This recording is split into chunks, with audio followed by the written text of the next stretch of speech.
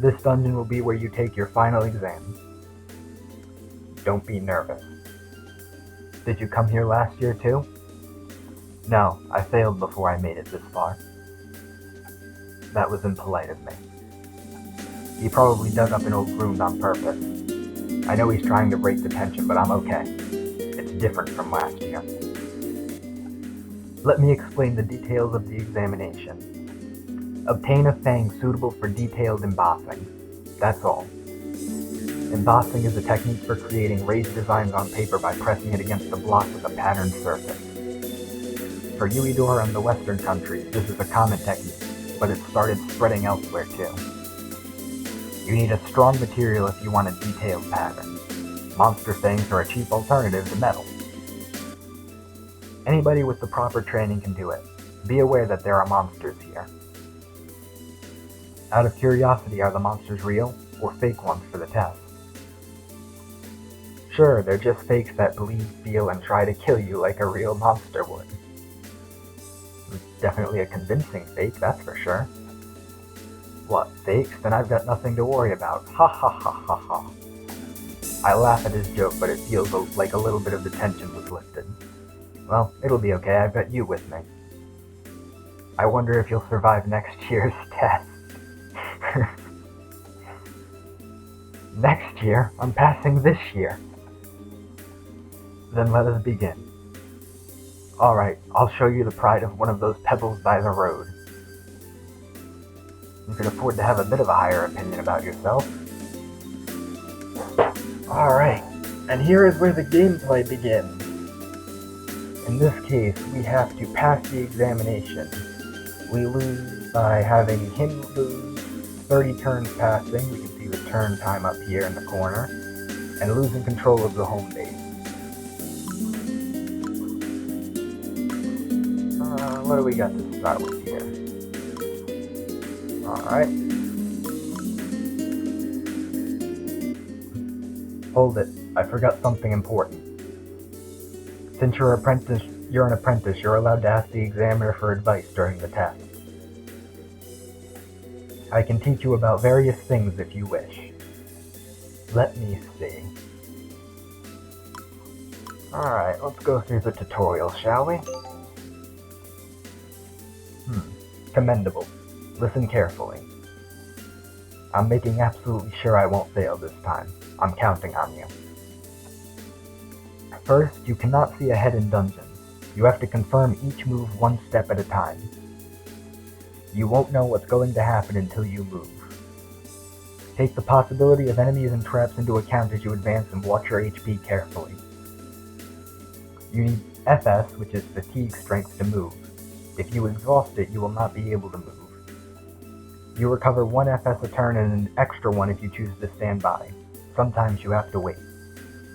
Be careful that your allies do not get isolated in enemy territory and become unable to escape. If you deploy more units than you can manage, your FS consumption will increase and severely limit your movement. Well, I guess that doesn't matter for a bachelor like you. Maybe I'll hire a guard if I pass this test.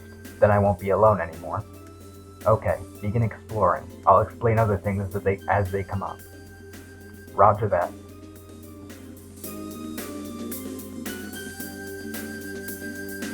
Alright. Also, this is the home base, which... this is what you need to protect. This is on pretty much every map. You cannot let this be taken or it's an instant game over.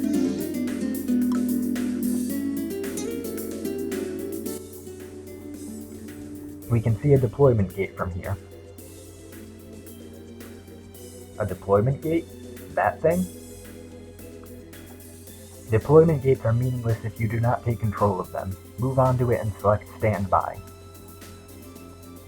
Got it. I'll try.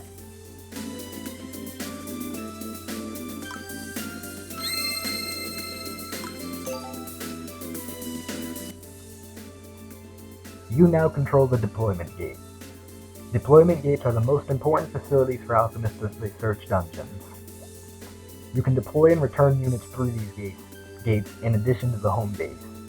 When weakened allies returned, allies who were standing by should be deployed. The alchemist must take command.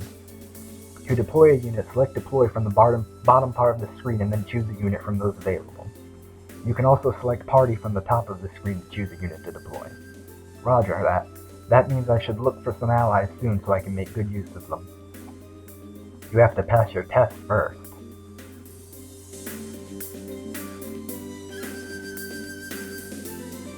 So deployment gates are very important and very helpful. In this game, when you have party members, you can freely withdraw and deploy them from both the home base and these gates. So when you have more people, you can just go right into the screen and deploy them here. Of course, each unit has a set command cost, and as it mentioned earlier, going over that command cost really hurts your FS consumption. Like, you're not going to be going far if you have too many over your command cost.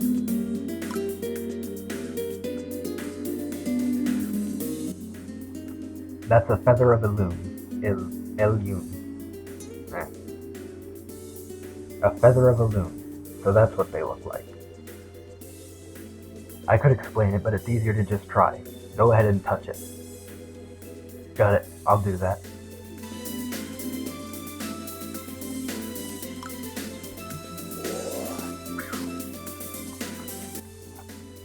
You touched the Feather of Elune. No shit, Sherlock. Yeah, it feels like it's full of power. When you touch a Feather of Elune, your HP, SP, and FS will recover to maximum. You will also recover from most status ailments. Always remember where the Feathers of Elune are for when you get into trouble. Feathers of Elune are not just for your use either. Be careful about monsters using them as well. You should protect them well to prevent the enemy from using them.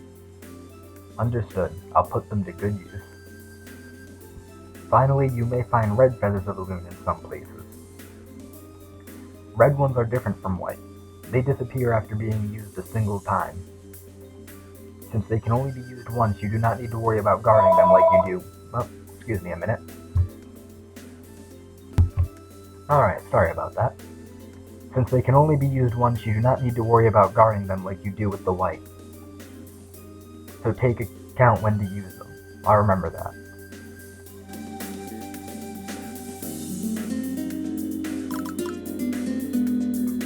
Alright, and here we have our first enemy. And here's the battle screen, so let's just go over this quick. The levels, this is pretty simple. HP, simple, that's the hit rate. I don't think it's percentage, because I have seen 100% miss, but I think it's supposed to be percentage, but it lies to you. Oh well. This is the attack, the number is how much damage, and this symbolizes the type, so there are different types of damage too. Defense, simple, and speed. You can see the speed, and the little blue dots symbolize how many attacks you're going to get. Everyone gets 2 attacks, but if you have a certain amount of speed more than the opponent, you'll get 3 attacks.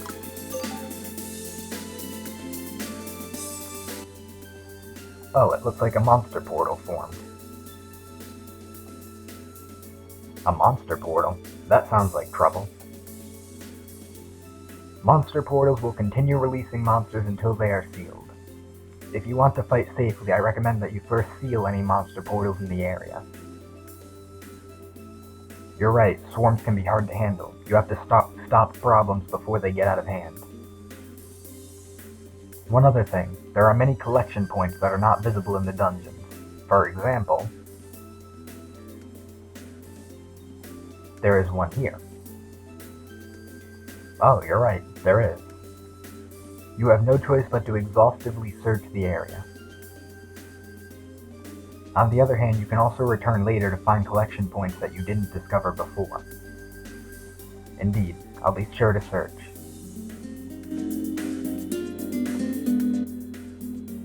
So you've run into a monster. I look forward to seeing how you fight.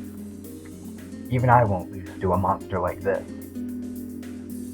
You're quite confident. Then you do not need my advice? Well...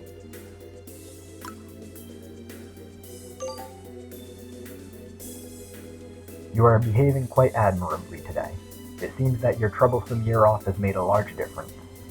Say whatever you want, I'm becoming an alchemist today. That's the spirit. Then let your senior explain it all to you. Please. Combat occurs when you enter the same square as a hostile unit or at a distance by using ranged attacks. The abilities of the unit are displayed. Once an action is selected, combat proceeds automatically. If you could see the enemy before encountering them, you can cancel the combat as well. Make sure you know your enemy's abilities and attributes so you can fight to your own advantage. Special attacks will consume SP, so be careful not to make a mistake and run out at a critical time.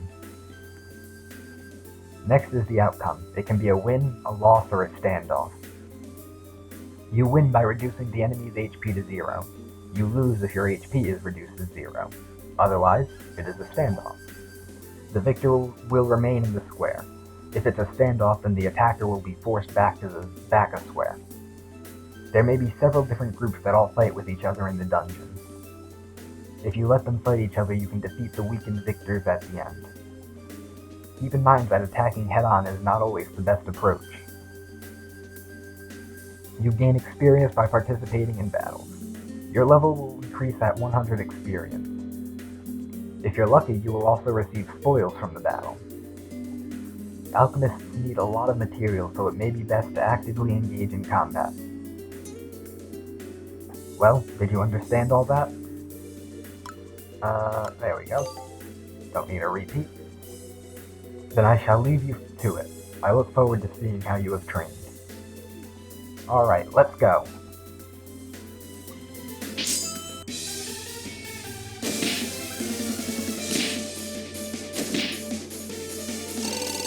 Good. And we get a green liquid. Alright, I beat it. You know, you could have helped me instead of standing there like an idiot. Why are you even with me? I don't think he's supposed to help you, genius. If I help, you'll be disqualified. You still want my help? Ah, I guess you're right. In that case, be sure to watch closely. By the way, what did you think of my fight? Since I won, I passed there, right? How you did, huh? All I can say is, you have to go to dangerous places to find good materials. Strong monsters lurk deep in those dungeons. Given your abilities right now, you would have a very difficult time finding quality materials. If you want to discover and create amazing things, then you need the strength to fight. I know that, but that'll happen with time. I don't think I'm supposed to be on your level right now. Well, it would be a good start, that's for sure. I cannot help but be in awe of your utter lack of progress. Shut up. Let's just keep going.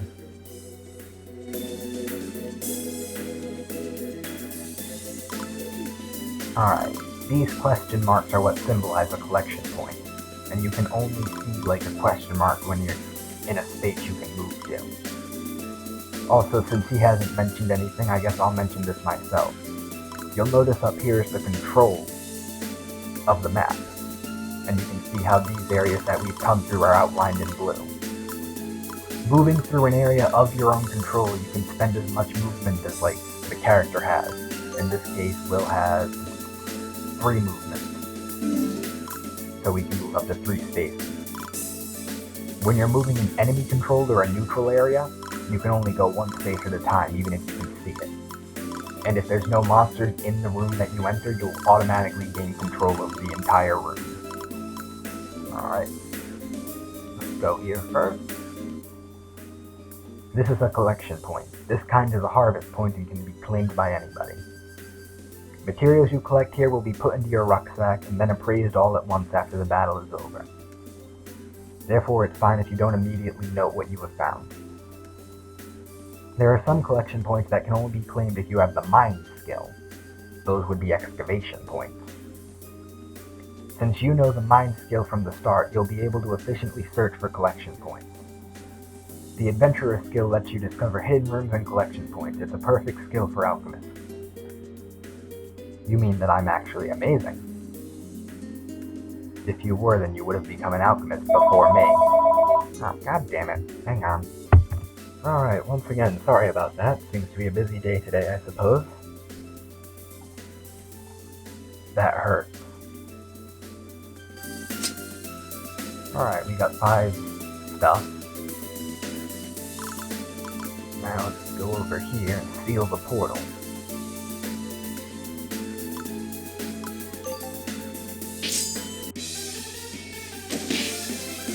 And another easy fight because these guys basically should not be able to kill you.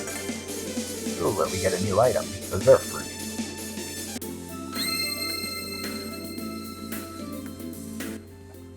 You were able to seal the monster portal successfully. Once it is sealed, you do not need to worry about further monsters appearing. And if I leave it alone, monsters will keep appearing?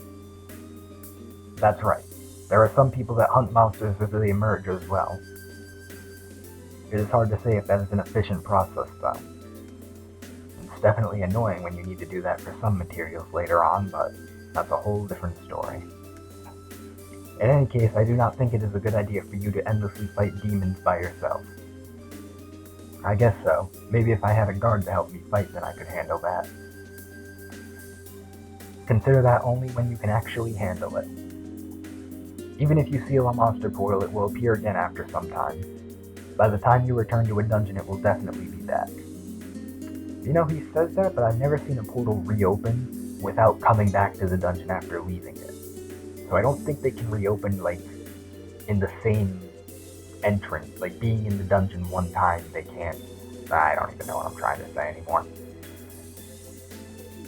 Then you can take your time and hunt as many monsters as you want, alright? That's right, as you say. I'll consider it once I can handle it.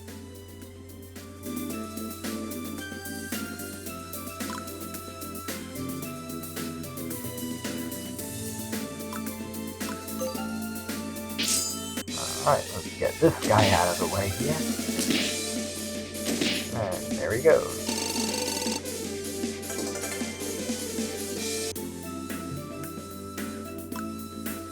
Oh, hello there, little bat.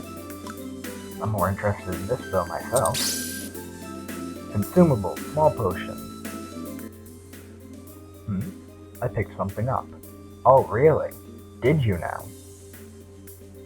It appears that you found a hidden treasure. Hidden. Yes. Hidden. Okay. There are various treasures waiting to be found in dungeons. You never know when you might find something useful, so try to look for anything you can use. Indeed. Got it. Remember one thing. Treasures are not just for you. Monsters will be after them as well. If a monster collects a treasure before you, defeat it to take the treasure back. Do not forget that while exploring.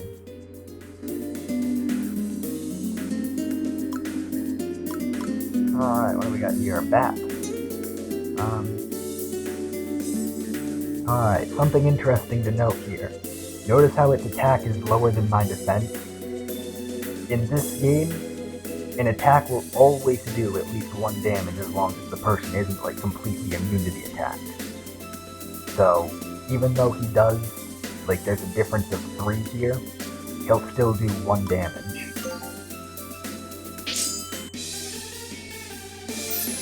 Oh, and that's a critical. Goodbye. You can't see the crit rate on that little battle intro window, but you can see the crit rate right down here below the speed. Which, again, I think that's percentage. In this game, criticals will just deal double damage. And we get a Bat Fang. A Bat Fang. How's this? This is the fang for embossing that I'm looking for, right? Oh, I don't really want to be done in the dungeon yet. Alright, I found it. I passed. I happily start to hand the fang to Laguna. He quietly holds his hand open to accept it. At the last second, I realize something and pull my hand back. Oh? I look closely at the fang and realize that it doesn't fit all the conditions I need. No, this won't work. It's too small to be strong enough. I need a bigger fang to do any kind of detailed work. That was close. I almost tricked myself into failing. It would have been pretty freaking stupid of you, that's for sure. I can't believe the higher-ups in the guild are clever enough to leave traps like that for us. I heard that the tests have been changed since Rosanna took over. I've never met her, but I've heard that there's a lot more to her than her looks. Rosanna sounds interesting. The test itself is probably like her. If you pass, you'll be able to meet her. Let's continue.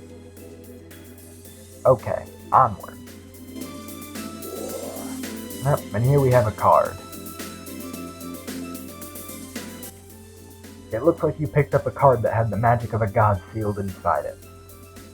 A number of different things can happen when you pick up one of these cards. However, they can help you fight just as well as hinder you. Their magic is a kind of gamble. If you have confidence in your luck, then pick it up. Luck, huh? Well, you do need luck to become a great alchemist. You know what some people say, luck is a skill after all. And what do we have here? You found a hidden room. I'm shocked. Leave it to me, I've always had a good nose for this. Perhaps it's the result of your inquisitive mind. I knew that I was born to be an alchemist. If that were true, you'd think that you'd be a better fighter. She just never lets up, huh? I'm taking care of that now. It's hands-on learning. And what do we have here? Accessory. Soldier's ring found. Adventurer is a very useful skill. It also includes the lockpick skill. Since chests are locked, you need the lockpick skill to open them. Even if you find a treasure chest like this, if you cannot unlock it, then you cannot take what's inside. Alchemists have to not only fight well, but be able to collect items efficiently. Pay close attention to your skills. Using my brain is my specialty. And yet, for some reason, I have trouble believing that. Okay, this is a good chance. I'll explain equipment as well. First, click on the party button on the upper right of the dungeon screen. Your current party will be displayed. Select the ally whose equipment you want to change. You have only one person now, but once you're an alchemist, you'll gradually gather more. After that, choose something to equip. You just obtained a soldier's ring, which is an accessory, so select the accessory tab. When you highlight equipment, you can see how your abilities will change. If the change is positive, it will be blue. If the change is negative, it will be red. Once you decide on an item to equip, click on the item's icon. Your equipment will change and the item will be listed in the character's active equipment. That is all you need to know to equip items. If you want to change the equipment, go through the same process or click the X button to unequip it. You can also remove an item by clicking on the equipped item's icon. Once you're an alchemist, you will begin synthesizing your own equipment. Make sure to tailor it to the battle. Skills are equipped in the same way as items. When you learn a new skill, do not forget to equip it. I see. I'll try it out right away. Alright, so looking over here, we can also see these are the items that we got from those little slime things. This is the weapon we start with. Here's our accessory, +1 to strength. Thank you. You'll notice this, yeah, I can't highlight it. You'll see the little bar right above the crit rate. Accessories and some weapons, well, some accessories and some weapons can level up with use. And depending on what it is, leveling it up can either unlock new recipes for crafting, or it can just make it makes like the item stronger. Over here we have the outfit. Pretty crappy basic outfit, but it's basic after all. The other tab is where pretty much all your alchemy stuff goes, ingredients. Key items, none of them. And here we have the skills. This is cover, which won't matter right now. Chance to protect adjacent allies doesn't really mean much when you have no allies. An adventurer gives you lockpick, search, and mine. Now, you can only have 4 skills equipped at once, and you cannot exceed the CP limit, which you can see down there. It says CP of 4 for that and CP of 6 for this. And you can get like a lot of skills on people, like a lot of skills. And you can freely change them mid-battle too. So, in fact, you can freely change your weapons and even your accessories mid-battle too. So it's important to have a lot of different things available for the right situation. Up we go.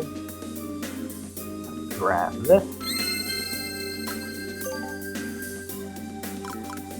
Oh, also something to note. When you have someone withdrawn from the battlefield, and they're like not deployed, they're just like sort of resting, they will regain HP, SP, and FS, like, not slowly, but they regain it over time. Pretty fast, actually. Alright. Let's see what we have here.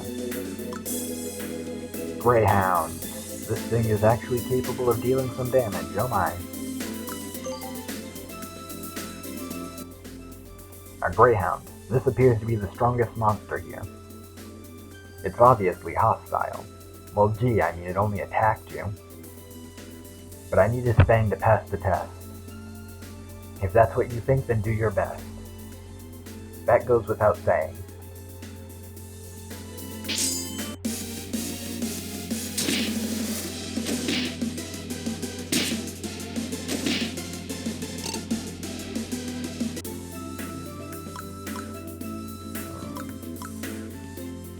He did 2 4s, 8. I'll do 2 7s. Won't miss, so yeah, I can kill him. Don't need to worry about a return. Slap you over the head. Please stop, that's incredibly rude. And hey, the first level. Nice. Thanks, game. Nice. And we get a lizard fang. A lizard fang, this is definitely it. It's big and strong enough to work. That is your final answer. You are certain. I look over it again to be sure. Definitely. I can't see anything wrong with it. Very well. The examination is concluded. Phew. It's over. I let out a long sigh as soon as you said it was finished. Oh, let me tell you one more thing. There are hidden rewards for completing certain conditions in each dungeon. You will have to discover each condition on your own, but if you do fulfill them, they are sure to benefit you. So I've just got to try various things. That's right, you'll receive your reward when the stage is cleared. Do not forget to check that. That's all. Roger. Now we're really done.